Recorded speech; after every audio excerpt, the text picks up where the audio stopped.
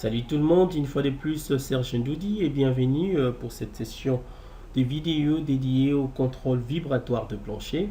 Nous sommes dans la continuité de la précédente vidéo qui était essentiellement basée sur une approche assez théorique d'items dit contrôle vibratoire de plancher. Nous allons cette fois-ci, en l'occurrence, essayer d'introduire, voir comment paramétrer par exemple le logiciel robot par rapport aux valeurs prédéfinies. Nous allons spécifier spécifiquement à la norme de travail que nous avons opté. Nous avons choisi l'Eurocode 8. Nous allons voir ce qu'il y en est des paramétrages, ce qu'il y en est de définition par exemple de l'amortissement, le nombre de modes, la matrice de masse. Nous allons voir pour ne pas rester dans le théorie. Nous allons lancer directement le logiciel robot. Alors, le logiciel qui s'ouvre. Alors, nous allons commencer par un premier lieu. Faire effectuer les paramétrages à l'Eurocode de notre logiciel. Alors, vous allez directement, vous allez sur Outils. Sur Outils, vous allez sur Préférences de la tâche. Sur Préférences de la tâche, vous choisissez la norme. Regardez la norme, par exemple, moi j'ai CM66 et tout. Je vais tout ramener à l'Eurocode type NF ou avec les annexes nationales françaises. Je vais là, Eurocode 3, évidemment, Eurocode 3. Je vais à Eurocode 5. Et puis là, je vais prendre l'Eurocode 2. Et là, je prends le N. Disons, je prends celui-là. Et qu'est-ce que je fais? Je fais OK. Oui, j'enregistre. Une fois que je fais le paramétrage à l'Eurocode, donc le paramétrage énorme, vous avez vu mon paramétrage calculé là. Je vais procéder au paramétrage de matériaux. Donc, je vais spécifiquement choisir le matériau à utiliser, le définir respectivement aux Eurocode. Donc, je commence par changer le matériau français. Je vais prendre Eurocode. Je vois la CS 235, je peux laisser, ou bien je peux prendre S275, S355, je laisse S235, donc la limite d'élasticité qui revient à 235 mégapascal. Et les bétons que je vais utiliser, je peux laisser la classe 25-30, donc 25 mégapascal sur cylindre et 30 mégapascal de résistance à la compression sur cube. Et je laisse l'aluminium allume et le bois, je laisse C24 avec la résistance inflexion qui revient à 24 mégapascal. Une fois fini, je valide. Par rapport au paramétrage de matériaux, je vais en fait maintenant là définir l'amortissement. Nous avons hier parlé de l'amortissement. Nous avons dit que l'amortissement était spécifié par 2 et que l'amortissement était en fait la somme de D1 et D2 et puis de 3.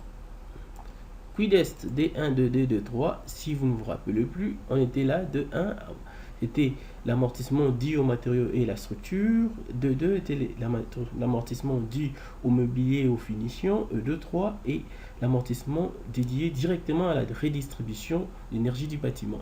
Les amortissements critiques spécifiés à l'Eurocode sont là. Alors, nous allons voir maintenant dans les logiciels comment définir ces éléments d'amortissement. Alors, sur C, je vous recommande d'être devant le logiciel. Vous allez sur Outils. Nous allons sur Outils, Préférences de l'affaire. Donc, je vais sur Préférences de la tâche. Toujours sur Matériaux. Je vais cliquer sur Modifier. Sur Matériaux, je clique sur Modifier. Alors, je vois par rapport à l'acier, si je veux modifier les coefficients d'amortissement, je peux les modifier. Alors, c'est quoi les coefficients d'amortissement? Eurocode définit les coefficients d'amortissement comme étant une valeur. Alors, les coefficients d'amortissement généralement donnés par zeta. L'Eurocode définit les coefficients d'amortissement comme étant une valeur comprise entre 2% et 28%. Ce qui implique, il prend un facteur neta tel que nous avons racine de 10 sur 5 plus le coefficient d'amortissement doit être supérieur ou égal à 0,55. Alors dans les ABAC, plusieurs éléments de structure, vous pouvez trouver ces éléments là, ces facteurs d'amortissement. Par exemple, pour le béton précontraint, pour le BP, Eurocode spécifie le coefficient d'amortissement pratiquement à 2%. Pour le BA, le béton armé, le coefficient d'amortissement est battant jusqu'à 5%. Et pour ce qui est de charpente métallique soudée, lorsqu'il s'agit de charpente métallique avec soudure, donc nous allons avoir un coefficient d'amortissement d'ordre de 2%. Et pour ce qui est des charpentes, là c'est soudé. Pour ce qui est des charpentes métalliques boulonnées, avec boulon, nous avons un coefficient d'amortissement d'ordre 4%. Alors, pour ça, c'est ce qui est de coefficient d'amortissement. Nous sommes là. Nous voyons par exemple là, ici, nous pouvons voir d'autres caractéristiques, des caractéristiques des calculs, tout comme les éléments caractéristiques. Alors, pour ce qui est du béton, je peux déjà l'acier, c'est bon, je suis d'accord. Pour les bétons, je vais prendre les bétons par exemple de classe 25-30 avec les caractéristiques telles que résistance caractéristique 25 mégapascal. Je peux changer sur cube. Nous calculons avec la résistance sur cylindre avec 25 mégapascal, donc 25 sur cylindre, 30 sur cube. Alors je peux changer les coefficients d'amortissement. Par exemple, je sais que le béton armé, je peux les ramener jusqu'à 0,05. Et je vois l'aluminium, le bois. Admettons que je veuille créer les bois massifs. Alors par exemple, ça c'est pour le bois massif. Je prends Eurocode 5, le bois massif. Tout comme je peux prendre le bois lamellé collé, ainsi de suite. Donc c'est les bois massifs qui nous concernent. C24 avec résistance à la flexion de 24 mégapascal, essuie, ligne axiale, ainsi de suite. Admettons que je vais y ajouter du béton précontraint. Je vais venir user, je fais BP.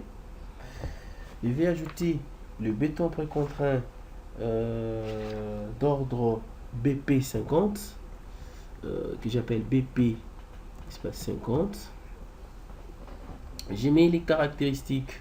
Je signifie ici que c'est BP comme béton précontraint et je spécifie FC 28 égale à 50 mégapascal. 50 mégapascal. Et pour ce qui est de module de Young ou d'élasticité, avec 50 mégapascal, j'ai l'ordre de pratiquement 3,580 décanewtons. Donc c'est pratiquement 3580 décanewtons qui est équivalent à 35 800 mégapascal. Et le coefficient des poissons, je prends 0,2.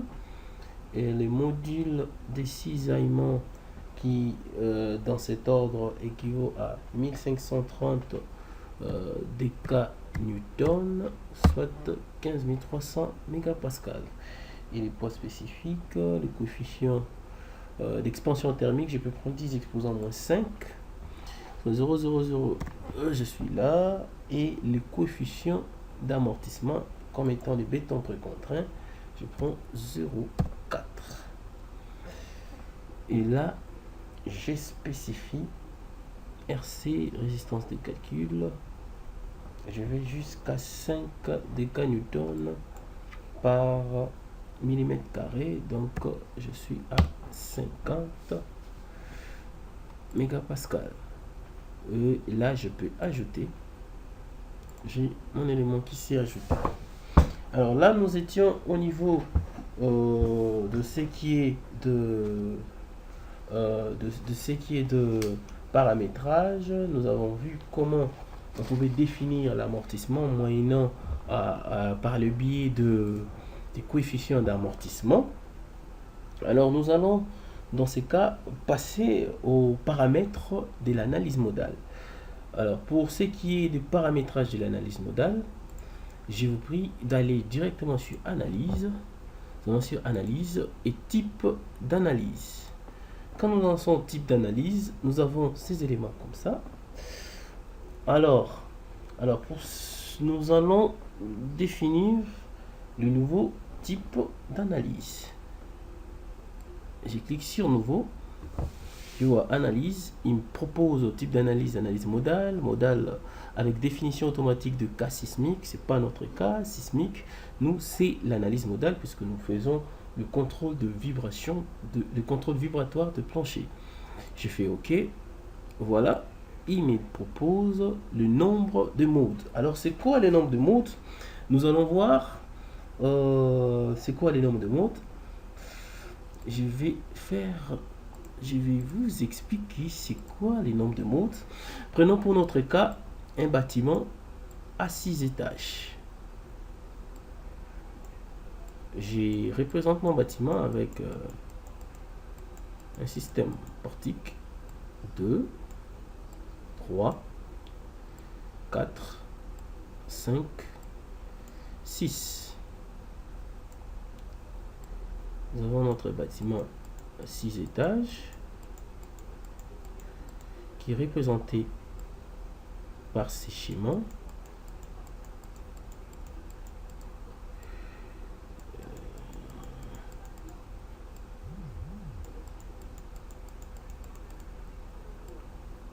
Alors là est notre bâtiment. Nous allons voir c'est quoi le nombre de modes. J'appelle 1, 2, 3, 4, 5 et 6. Alors, pour un système oscillatoire à plusieurs degrés de liberté, un nombre de modes normal ou propre d'oscillation est une forme spatiale selon laquelle un système est susceptible d'être excité. Qu'est-ce que je peux dire? Un système oscillatoire qui peut connaître des excitations et peut provoquer des perturbations au voisinage de son état d'équilibre stable. Alors, de ce système-là est directement lié une fréquence naturelle qui est associée à ces systèmes. En bref, ce qu'on appelle par ailleurs nombre de modes normal ou nombre de modes propre d'un système est équivalent au nombre de modes propres d'un système est directement équivalent au nombre de DDL de ces systèmes.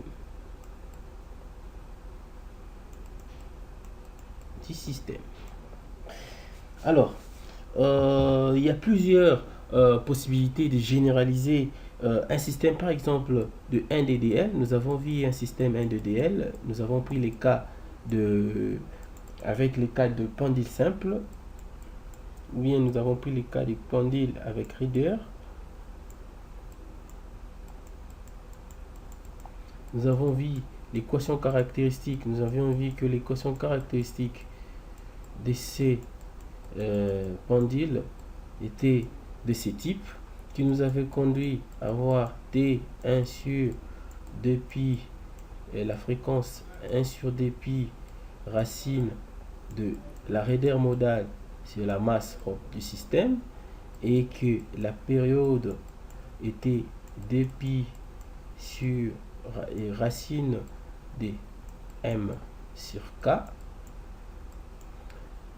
Alors, comment généraliser? Alors, pour généraliser un système de 1 ddl à plusieurs degrés de liberté, un système de plusieurs degrés de liberté, il y a plusieurs formalismes de la dynamique de structure qui est établi, c'est là. Nous allons nous appesantir avec le formalisme de Lagrange. Alors, sur ce, nous allons considérer les coordonnées généralisées données telles que qui, avec qui 1, qui d, qui 3, je vais à qui n, les coordonnées généralisées et qui pointait sa dérivée telle que qui 1 pointé, QD pointé, qui 3 pointé, jusqu'à qui n pointé. Alors, et conservatif. On considère que ces coordonnées généralisées sont conservatifs. Alors, en mécanique ou dynamique de structure, quand on dit un système est conservatif, c'est-à-dire il n'y a pas de dissipation d'énergie. C'est pas que c'est nul ou zéro, mais les dissipations d'énergie sont négligeables. Les dissipations d'énergie sont négligeables.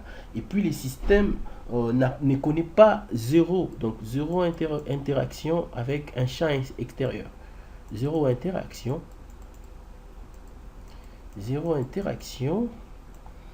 avec un champ extérieur. Alors, le formalisme de Lagrange définit la dissipation autour de son système d'équilibre par la relation telle que les Lagrangiens des coordonnées généralisées étaient représentés par l'énergie cinétique du système, l'énergie interne du système. Ça, c'est défini par le formalisme de Lagrange.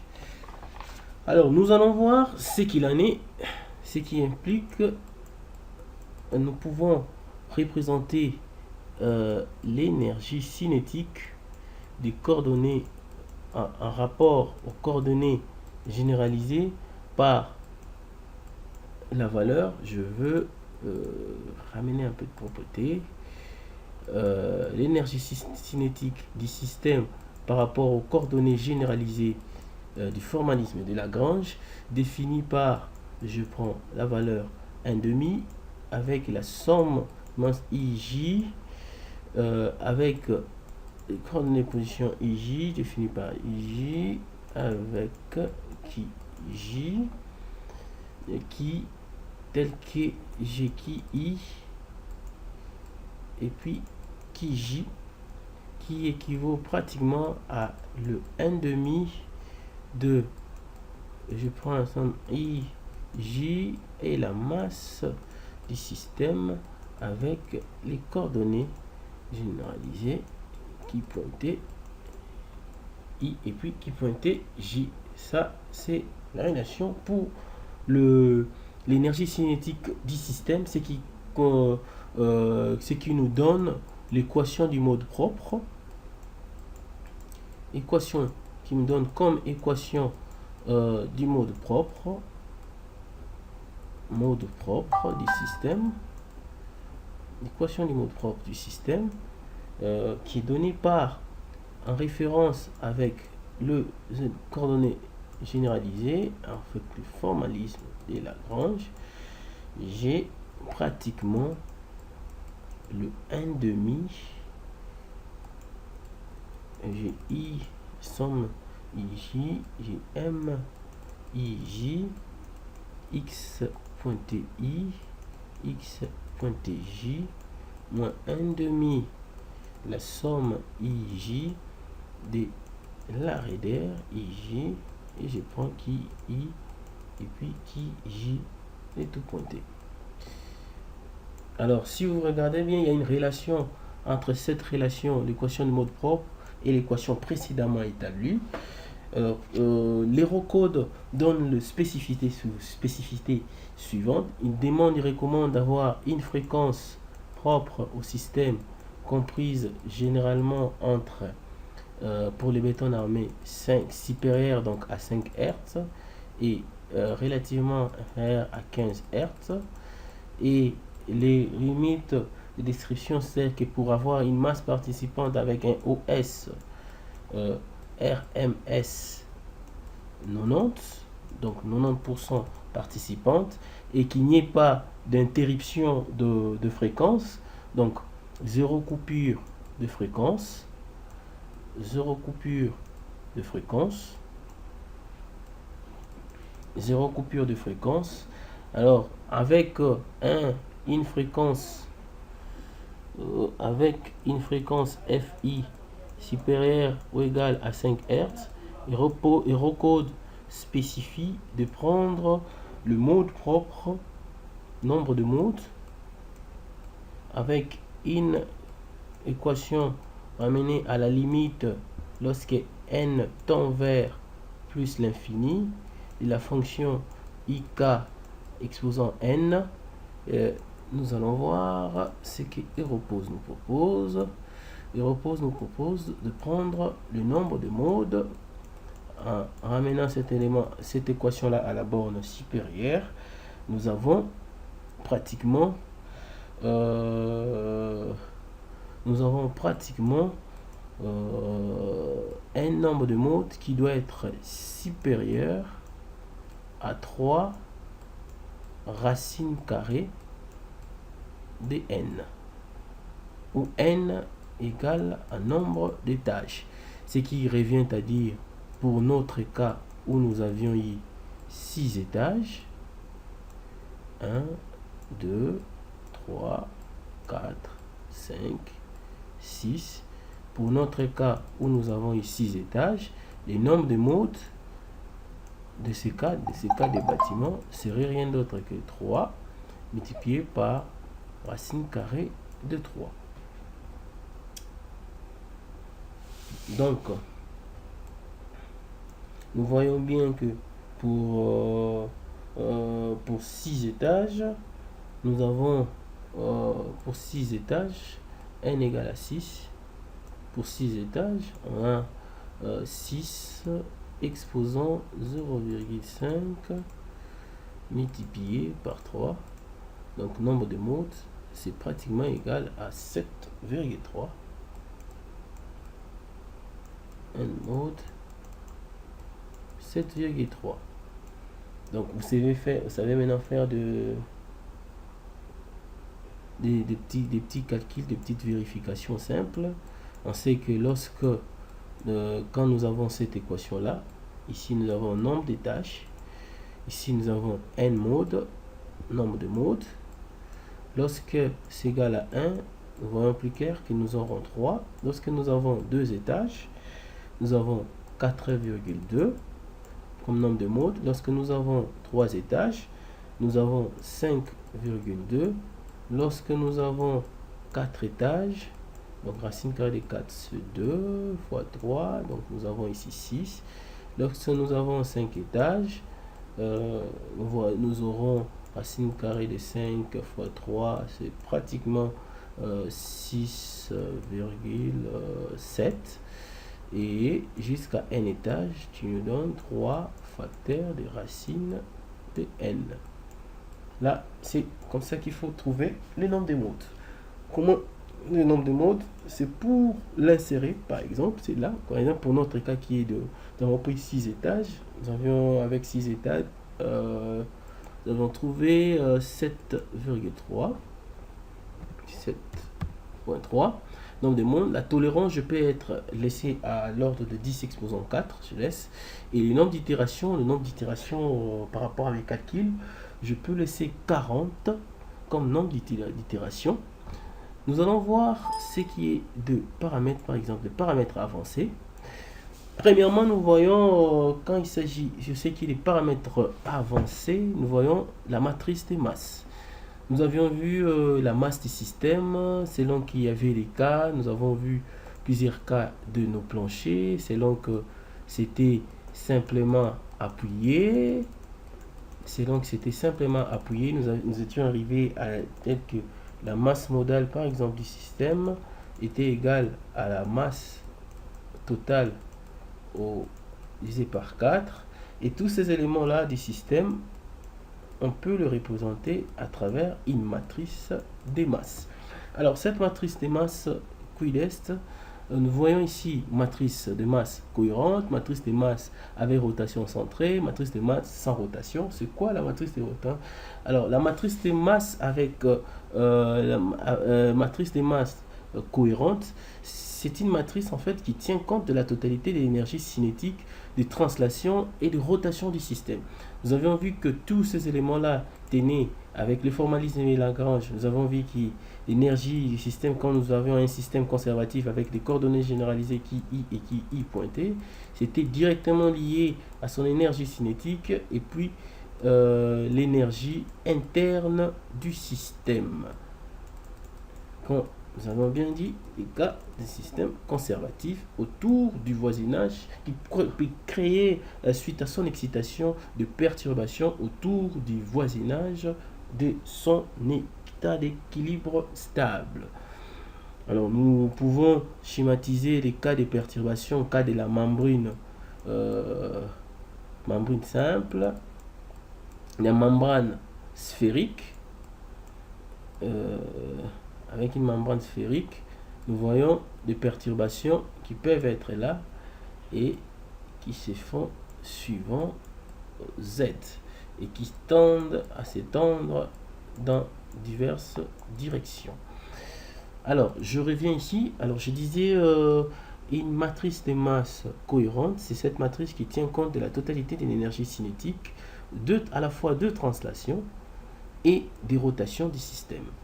Par contre, la matrice concentrée avec rotation, c'est une matrice qui tient compte de la totalité de l'énergie cinétique translatoire du système, mais tient en partialité la totalité compte de l'énergie rotatoire du système. Et enfin, la masse concentrée sans rotation, c'est cette matrice de masse qui tient compte en fait de la totalité de l'énergie translatoire et néglige totalement l'énergie cinétique rotatoire. Cas de notre cas, c'est le bâtiment. Donc nous négligeons l'essai de rotation. Par contre, l'essai de translation, nous considérons ça. Alors sur ce, je vous recommande de garder concentré sans rotation. Alors pour ce qui est de mode d'analyse, je vous recommande de faire modal, puisque nous c'est le cas de vibration de contrôle vibratoire des planchers. C'est pas une analyse sismique ou une analyse sismique pseudo-modale, mais nous c'est l'analyse sismique. Nous allons directement voir maintenant la méthode. Je sais qu'il y a des méthodes. Nous voyons spécifier ici itération sur le sous-espace par bloc, itération sur le sous-espace, algorithme de Lancrose par bloc, méthode de Lancrose. Nous voyons méthode de réduction de la base. Moi, par contre, je vais spécifier alors le calcul par sous-espace itération sur le sous-espace par bloc. Alors l'itération par sous-espace par bloc, c'est un type de calcul en fait assez précis. C'est un type de calcul assez précis, mais qui ne prend pas assez de temps en fait. C'est une partie réduite de la deuxième. Pourquoi seulement? C'est parce que à chaque étape de calcul, à chaque processus de calcul, les modes convergés sont supprimés dans les sous-espaces. Ce qui fait qu'ils ne demandent pas trop et ils ne prennent pas trop de temps. Par contre, l'itération sur les sous-espaces, c'est comme nous l'avions dit, le mode convergé ne sont pas supprimés dans les sous-espaces, ce qui fait que c'est un gros volume de calcul et qui fait que c'est beaucoup demandé. Et l'algorithme de Lagrange par bloc et puis la méthode de Lagrange, en fait, les deux, d'une certaine personne, ce sont des méthodes en fait que moi je trouve, je pourrais vous dire que ce sont des méthodes de simplification. En fait, il est plus intéressant de les utiliser lorsqu'il s'agit de cas de mode vibratoire ou de mode de vibration. Si le DDL est vraiment important, vous avez un cas où les degrés de liberté est vraiment important, très important, parce que celui-là, il fait, disons, la réduction de votre mode. Nous avions dit hier, dans la vidéo précédente, nous avons parlé de plusieurs modes. Nous avons parlé de Bankley. Nous avons dit que Bankley, la méthode de Bankley était vraiment une méthode de superposition. Il faisait une réduction à chaque fois. Par exemple, s'il fallait trouver une fréquence propre, par exemple de votre plancher vibrant, il superposait FI tel que F1 plus F2 plus F3 plus Fn, de telle sorte que vous pouvez utiliser ou bien étudier les cas partie par partie et puis faire par additivité trouver les résultats finaux, donc par superposition trouver les résultats finaux. Et il y a enfin la méthode de réduction de la base. En fait, la méthode de réduction de la base, c'est une méthode, moi j'appelle ça la méthode de transit, la méthode de transfert. La méthode réduction à la base, j'ai l'état dynamique. Ici, j'ai l'état statique. Alors, la réduction à la base prend les éléments comme ça, les éléments dynamiques, pour le transférer en mode statique. C'est en fait ça. La méthode, c'est une méthode en fait de simplification dynamique au calcul statique. C'est pratiquement la référence. C'est pratiquement ce que nous faisons pour la plupart des cas. Nous essayons, par exemple, quand il s'agit, je prends les cas d'une étude d'un pont, par exemple. Je prends les cas d'un pont. Je prends les cas d'un pont.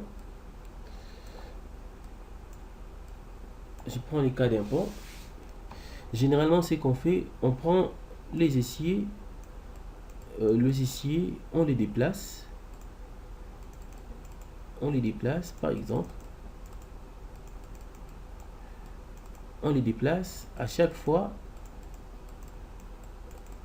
On les déplace jusqu'à trouver la position critique.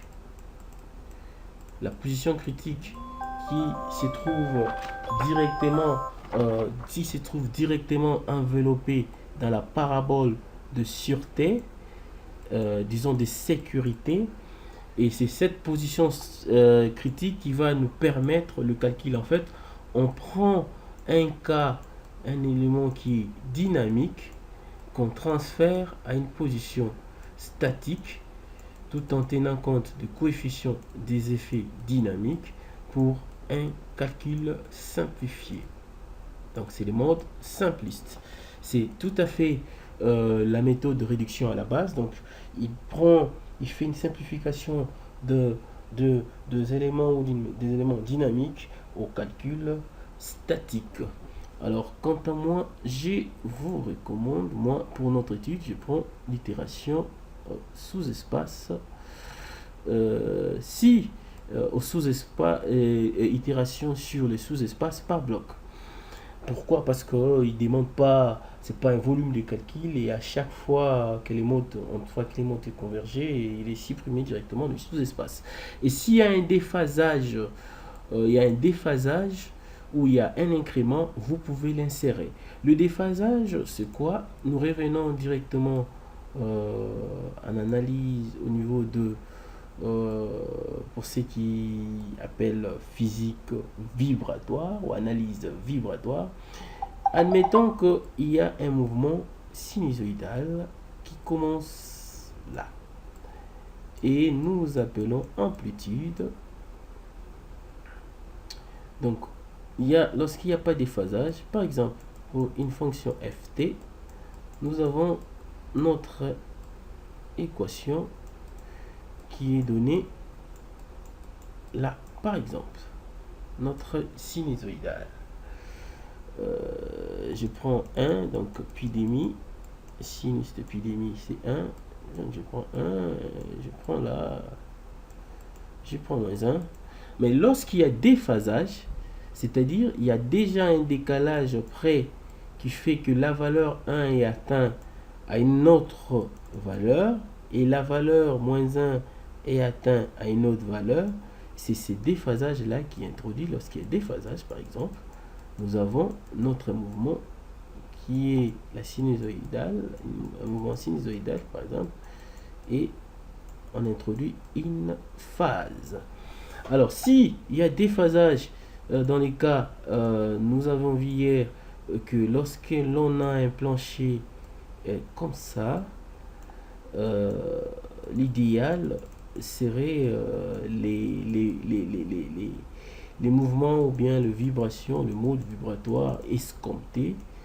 Et si lui où l'on aurait par exemple cette partie qui ferait ça et celle-ci qui ferait pratiquement ça contre le où nous avons pratiquement deux nœuds. Alors s'il y a incrément déphasage, on introduit la valeur de déphasage pour ce qui est notre cas, mais pas. Alors ici nous voyons les limites. Pour mon cas c'est inactif, mais vous pouvez activer si vous avez des limites spécifiques de pulsation en rad par seconde, de fréquence. Si vous avez une fréquence limite qui vous explique, par exemple vous pensez vous penchez, vous pouvez faire 15 Hz, n'est pas dépasser 15 Hz. Quand ça dépasse 15 Hz, vous avez des alertes.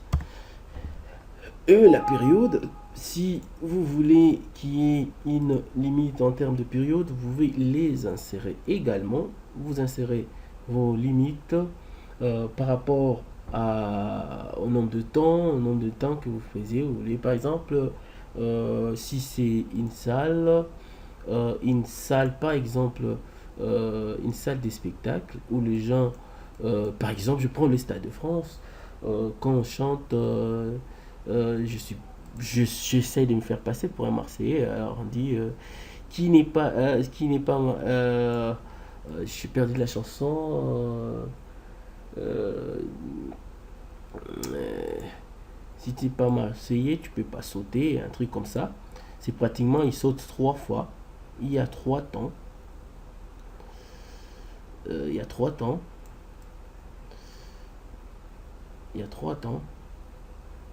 Donc je peux prendre 3 temps et à partir de ça définir mes limites en termes de fréquence, en termes de période, et je vais les insérer ici pour bien contrôler mon élément. Alors quand il s'agit des paramètres de l'analyse sismique, là nous ne sommes pas là. Alors nous avons vu tout ce qui était de paramétrage de ces éléments.